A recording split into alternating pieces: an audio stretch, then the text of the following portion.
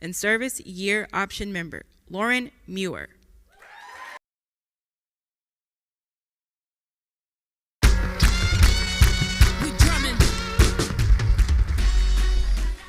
Good afternoon. My name is Lauren, and I am an 18-year-old currently enrolled in the Maryland Service Year Option with Anthony & Son. This is an HVAC company, and I am honored to be working as a dispatcher apprentice in Rockville, Maryland. I grew up in Montgomery County and graduated from Seneca Valley High School this June in 2024. It is currently the largest high school in the state of Maryland, and I earned an additional degree of International Baccalaureate Career-Related Program. For me so far, this program has given me the opportunity to help people and provide them the best service we can, and in the process, giving back to my local community. I enjoy meeting new people in my local area and other areas in the DMV. But so far, my favorite thing has been going on site to watch our techs and learning about the industry and HVAC. This is an amazing program that has given me and others a new direction and given people a push in the right direction. This is a revolutionary program that was created in the mind of Governor Wes Moore, and it truly gives people enrolled in the program an amazing job experience, professional development, money management, and other important skills. We could have not done this without Governor Wes Moore's vision and believing in all of us. For this, we are grateful. She has a strong commitment to supporting youth and young adults, and she is all about empowering us and being successful in our endeavors. She is committed to building strong relationships and ensuring all voices are heard.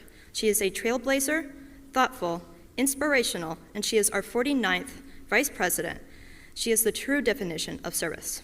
And now, it is my honor to introduce the first woman to be elected Vice President of the United States, Kamala Harris.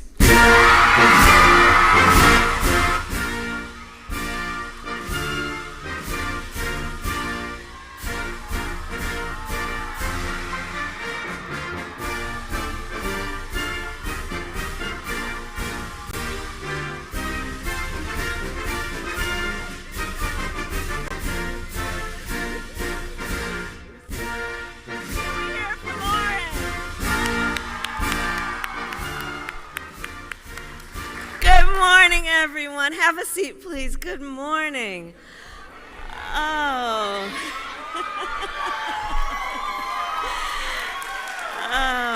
I just love seeing all of our young leaders. You know, when I look out at all of you, I know, and I feel so strongly, the future of our country is bright. It is bright because of all of you.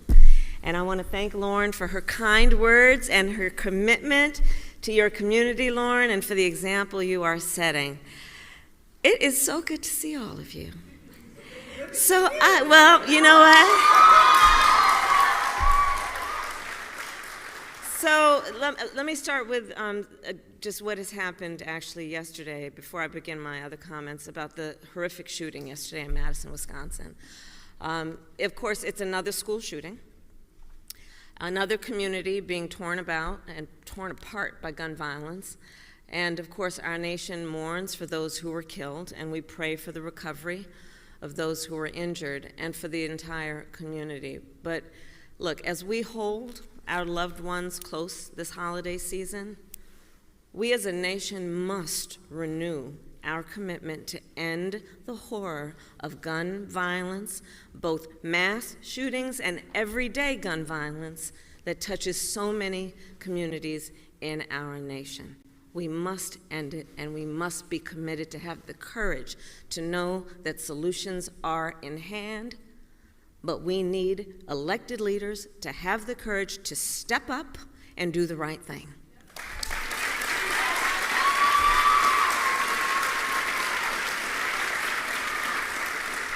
So with that, I will return to the reason we are here today. And I first want to thank all of the incredible leaders who are with us, including Governor Moore, my dear friend, your extraordinary Lieutenant Governor Miller, and someone I have worked with and known for so many years, your Senator-elect, Also Brooks.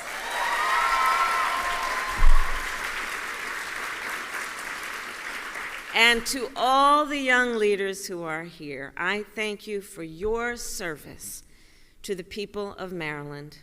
Because look, each one of you has decided to dedicate yourself to the work of service, the work of lifting up the condition of other people, people who often you may never meet.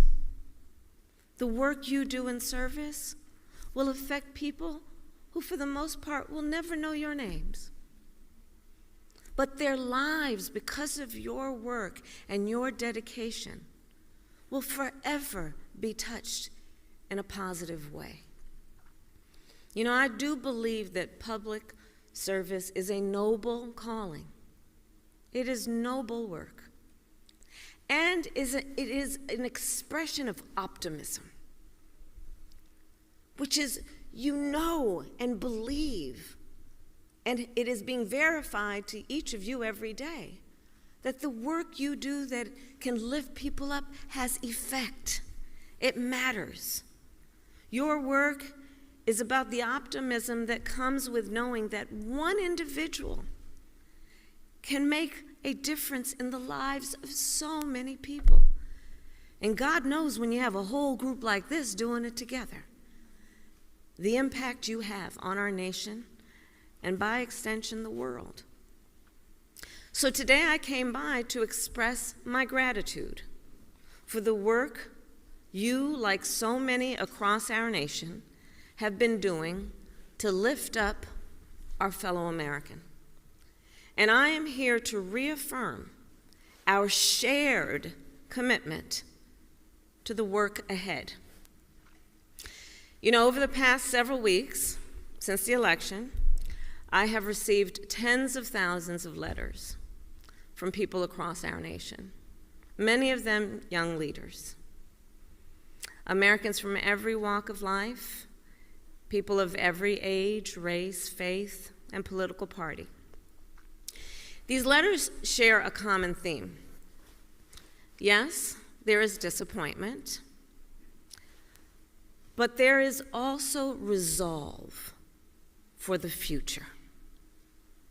One letter in particular stands out, which I'll share with you. A young woman named Sasha writes, quote, "There is nothing in the world that will take away my drive, energy, passion, and the destiny that I have to help the people of our country."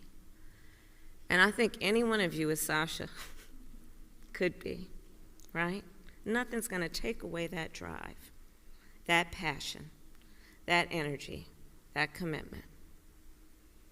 So Sasha, like all of you, inspire me. Young people who are rightly impatient for change. I love that about you. Impatient for change. Who will not let anyone or any circumstance defeat your spirit or your sense of purpose. You will not allow your spirit or your sense of purpose to be defeated. You who have, I think, by your actions adopted some advice my mother gave me a long time ago. She would say to me, "Kamala, don't just complain about what is wrong, do something about it. Make it right." That's a life you all are living.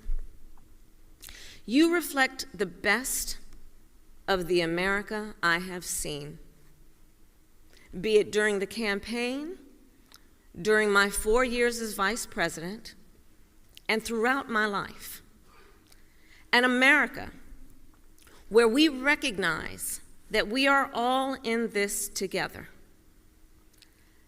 that no matter our background, we share the same dreams, aspirations, and ambitions for ourselves and our family.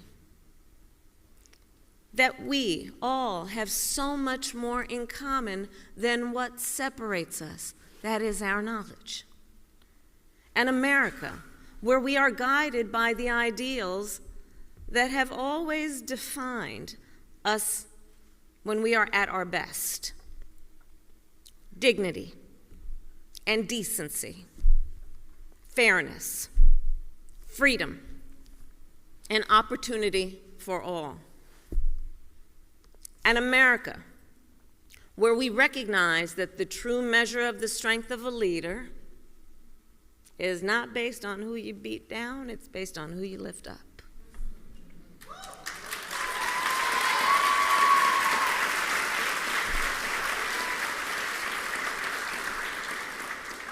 And the story of America's progress, you all know history.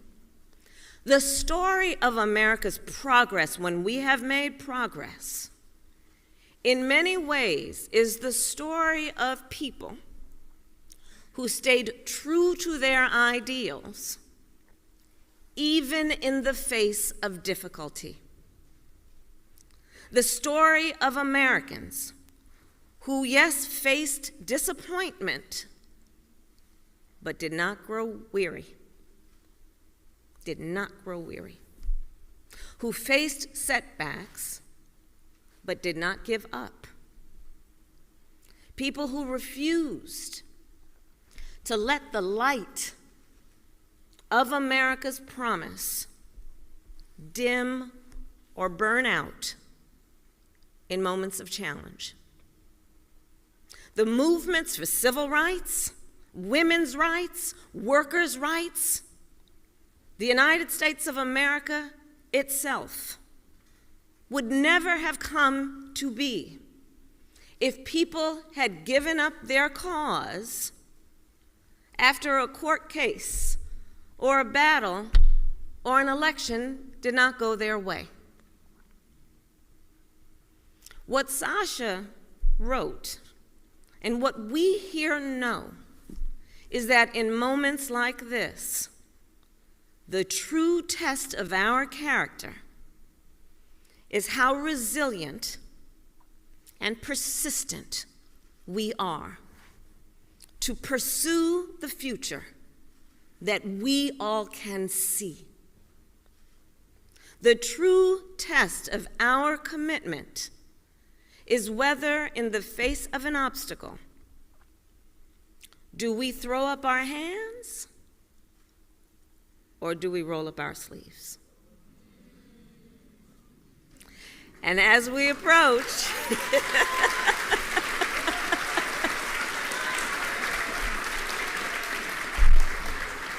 and as we then approach the end of this year, many people have come up to me telling me they feel tired, maybe even resigned.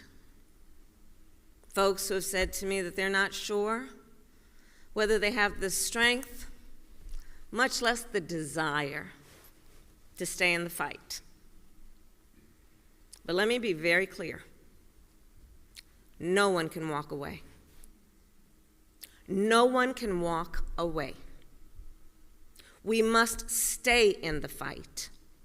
Every one of us, including the fight for an economy that works not just for those at the top, but for working people, for all Americans. The fight to make sure everyone has a fair shot to pursue their ambitions.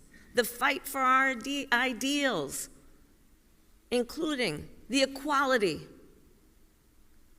among us, the freedoms to which we are entitled, the dignity that we possess and is possessed by every one of us. So we must stay in the fight, because that is the responsibility, in my opinion, that comes with the privilege of being an American. And that responsibility has always then fueled the American experiment. In our country, you see, the recognition that we are all created equal with certain fundamental rights and freedoms, the belief that here in our country anything is possible, the promise of America itself is a powerful yet fragile idea. Powerful because it has inspired billions of people and made it possible for us to become the strongest, most prosperous nation in the world, yet fragile, because that idea is only as strong as our willingness to fight for it. Only as strong as our faith that we, the people, are the ones who make it real. So I will say this as we close out this year. I ask of you this, that those here and anyone watching, that you will not walk away, that you will stay true to your spirit and your sense of purpose, that you will continue to fight for the promise of America.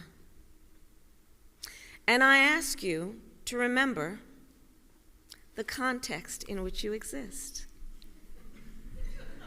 Yeah, I did that.